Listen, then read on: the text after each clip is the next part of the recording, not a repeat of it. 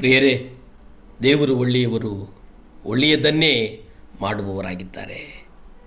ನಿನ್ನ ಮನಸ್ಸಿನಲ್ಲಿರ್ತಕ್ಕಂಥ ಕೆಟ್ಟ ಆಲೋಚನೆಗಳನ್ನು, ಸೈತಾನ್ನ ಆಲೋಚನೆಗಳನ್ನು, ಆ ಸೈತಾನನು ನಿನ್ನ ಮನಸ್ಸಲ್ಲಿ ಒಂದು ಭದ್ರವಾದಂಥ ಒಂದು ಕೋಟೆಯಾಗಿದ್ದಾನೆ. ಆ ಕೋಟೆಯನ್ನು ನೀನು ನಾಶಪಡಿಸು.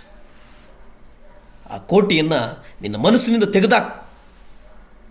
1 ಸಾಮುವೇಲ 17ನೇ ಅಧ್ಯಾಯ 26 ನಾವು ನೋಡೋದಾದರೆ, ಆಗ ದಾವೀದನು ತನ್ನ ಬಳಿಯಲ್ಲಿ ನಿಂತಿದ್ದ ಮನುಷ್ಯರಿಗೆ, ಈ ಫಿಲಿಷ್ಟಿಯನನ್ನು ಕೊಂದು ಇಸ್ರಾಯೇಲಿನ ಮೇಲಿನಿಂದ ನಿಂದೆಯನ್ನು ತೆಗೆದು ಬಿಡುವ ಆ ಮನುಷ್ಯನಿಗೆ ಏನು ಮಾಡಲ್ಪಡುವುದು?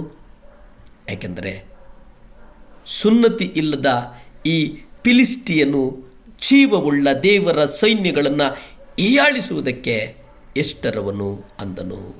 ಪ್ರಿಯರೇ, ಗೋಲಿಯಾತನು ಇಸ್ರಾಯೇಲರನ್ನು ಎದುರಿಸುವುದನ್ನು ದಾವೀದನು ನೋಡುವಾಗ, ದೇವರ ನಾಮಕ್ಕಾಗಿ, ದೇವಜನರ ಗೌರವಕ್ಕಾಗಿ ಅವನು ತೀಕ್ಷ್ಣವಾದಂಥ ಒಂದು ಕಾಳಜಿಯನ್ನು ಗಮನಿಸಿದ್ದ. ಜೀವ ಸ್ವರೂಪನಾದಂಥ ದೇವರ ಸೈನ್ಯವನ್ನು ಹೀಯಾಳಿಸುವುದಕ್ಕೆ ಸುನ್ನತಿ ಇಲ್ಲದ ಈ ಫಿಲಿಷ್ಟಿಯನು ಎಷ್ಟರವನು ಎಂಬುದಾಗಿ ಯೋಚನೆ ಮಾಡಿದ. ಇಸ್ರಾಯೇಲರು ಅರಣ್ಯದಲ್ಲಿ 40 ವರ್ಷಗಳ ಕಾಲ ಅಲೆದಾಡಿದ ಅವರ ಪೂರ್ವಜರಂತೆ ಅವಿಶ್ವಾಸಿಗಳಾಗಿದ್ದಾಗ ಯೆಹೋಶುವ ಮತ್ತು ಕಾಲೇಬನ ಮುಖಾಂತರ ಕಾನಾನ್ಯದ ದೈತ್ಯರಿಗೆ ದೇವರೇನು ಮಾಡಿದನು ಎಂಬುದನ್ನು ಅವನಿಗೆ ಗೊತ್ತಿತ್ತು. ಆದ್ದರಿಂದ ಅವನು ಗೋಲಿಯಾತನೊಡನೆ ಹೋರಾಟ ಮಾಡೋದಕ್ಕೆ ಮುಂದಾಗ್ತಾನೆ. ಅವನೊಬ್ಬ ಯುವಕನೆಂದು ಶೌಲನು ದಾವೀದನಿಗೆ ತಮಾಷೆ ಮಾಡ್ತಾನೆ. ಬಹುಶಃ ಆಗ ದಾವೀದನಿಗೆ ಒಂದು 17 ವರ್ಷ ಇರಬಹುದೇನೋ. ದಾವೀದನು ಎಂದು ಯಾರಿಗೂ, ತನ್ನ ಎತ್ತವರಿಗೋ ತಂದೆ ತಾಯಿಗೂ ಹೇಳದ ತನ್ನ ಖಾಸಗಿ ಜೀವನದ ಕೆಲವು ಘಟನೆಗಳನ್ನು ಸೌಲನಿಗೆ ಹೇಳ್ತಾನೆ. ಎಷ್ಟು ಚೆನ್ನಾಗಿದೆ ನೋಡಿ. ನಿನ್ನ ಸೇವಕನಾದ ನಾನು ನನ್ನ ತಂದೆಯ ಕುರಿಗಳನ್ನು ಕಾಯುತ್ತಿದ್ದಾಗ ಸಿಂಹವಾಗಲಿ ಕರಡಿಯಾಗಲಿ ಬಂದು ಹಿಂಡಿನಲ್ಲಿ ಕುರಿಮರಿಯನ್ನು ಹಿಡಿದುಕೊಂಡು ಹೋಗಲು ನಾನು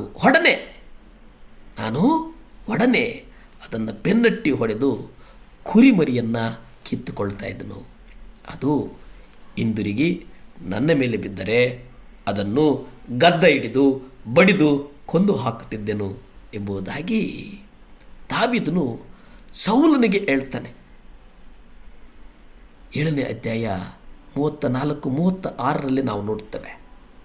ಅಂದರೆ ಆತ್ಮ ತನ್ನ ಮೇಲೆ ಬಂದಾಗ ಸಂಸೋನನು ಏನು ಮಾಡಿದನೆಂದು ದಾವೀದನಿಗೆ ತಿಳಿದಿದ್ದಿರಬೇಕು. ಸಾಮುವೇಲನು ತನ್ನನ್ನು ಅಭಿಷೇಕಿಸಿದ ಮೇಲೆ ಸಂಸೋನನಿಗೆ ದೇವರು ನೆರವಾದಂತೆ ತನಗೂ ನೆರವಾಗುವುದೆಂದು ದಾವೀದನು ಭಾವಿಸಿದ್ದನು. ಅದರಂತೆ ದೇವರು ಆತನಿಗೆ ಸಹಾಯ ಮಾಡಿದನು. ಒಂದು ಸಣ್ಣ ಕುರಿಮರಿ ಜೀವವನ್ನು ರಕ್ಷಿಸುವುದಕ್ಕೆ ಇಸ್ರಾಯೇಲರು ಎಷ್ಟು ಕುರುಬರು ಸಿಂಹದ ಹಿಂದೆ ಹೋಗ್ತಾ ಇದ್ದರು. ತನ್ನ ಮಂದಿಯ ಒಂದು ಸಣ್ಣ ಕುರಿಮರಿಗಾಗಿ ದಾವೀದನಿಗಿದ್ದಂಥ ಕಾಳಜಿಯನ್ನು ದೇವರು ನೋಡಿದಾಗ ಇಸ್ರಾಯೇಲನ ಕುರುಬರ ನಾಯಕನಾಗಲು ದಾವೀದನು ಸೂಕ್ತನೆಂದು ದೇವರು ನಿರ್ಧರಿಸಬಹುದೇನೋ. ನಿರ್ಧರಿಸಿದ್ರು. ಸೈತಾನನು ದುರ್ಬಲ ಸಹೋದರೊಬ್ಬನನ್ನು ತನ್ನ ಹಿಡಿತದಲ್ಲಿಟ್ಟುಕೊಂಡಾಗ ಆತ್ಮಿಕ ಯುದ್ಧದಲ್ಲಿ ಸೈತಾನನ ವಿರುದ್ಧ ಹೋರಾಡಿ ಆ ದುರ್ಬಲ ಸಹೋದರನನ್ನು ಸೈತಾನನ ಹಿಡಿತದಿಂದ ಬಿಡಿಸುವುದು ಕುರುಬರ ಕರ್ತವ್ಯ. ದೇವರು ಅಂತಹ ಕುರುಬನಿಗೆ ಇಂದು ಎದುರು ನೋಡುತ್ತಾರೆ. ದಾವೀದನು ಕೊನೆ ಪಕ್ಷ ತನ್ನ ಕವಚವನ್ನು ತೊಡುವಂತೆ ಸೌಲನಿಗೆ ಹೇಳಿದಾಗ ಅದು ಗೋಲಿಯಾತನ ವಿರುದ್ಧ ಅವನಿಗೆ ಸ್ವಲ್ಪ ರಕ್ಷಣೆಯನ್ನು ಕೊಡುತ್ತಿತ್ತು ಅನ್ನುವುದು. ಆದರೆ ದಾವೀದನು ನಂಬಿಕೆ ಇಡಬೇಕಿದ್ದು ಸೌಲನ ಕವಚದಲ್ಲಿ ಅಲ್ಲ, ಅದು ದೇವರಲ್ಲಿಯೇ ಎಂಬುದಾಗಿ ಹೇಳ್ತಾನೆ. ಗೋಲಿಯಾತನು ಹೇಳಿದ್ದೇನೆಂದರೆ, ನೀನು ಈಟಿ ಕತ್ತಿ ಬರ್ಜುಗಳೊಡನೆ ನನ್ನ ಬಳಿಗೆ ಬರುತ್ತಿ, ನಾನಾದರೂ ನೀನು ಹೀಯಾಳಿಸಿದಂತೆ ಸೇನಾಧೀಶರನ್ನು ಇಸ್ರಾಯೇಲರ ಯುದ್ಧಪಟ್ಟರು ದೇವರು ಆಗಿರುವ ಯೆಹೋವನ ನಾಮದೊಡನೆ ಬರುತ್ತೇನೆ ಎಂಬುದಾಗಿ ಹೇಳ್ತಾರೆ. ಪ್ರಿಯರೇ, ದಾವೀದನು ಯೆಹೋವನ ನಾಮದೊಡನೆ ಬಂದ, ಜಯಿಸಿದ.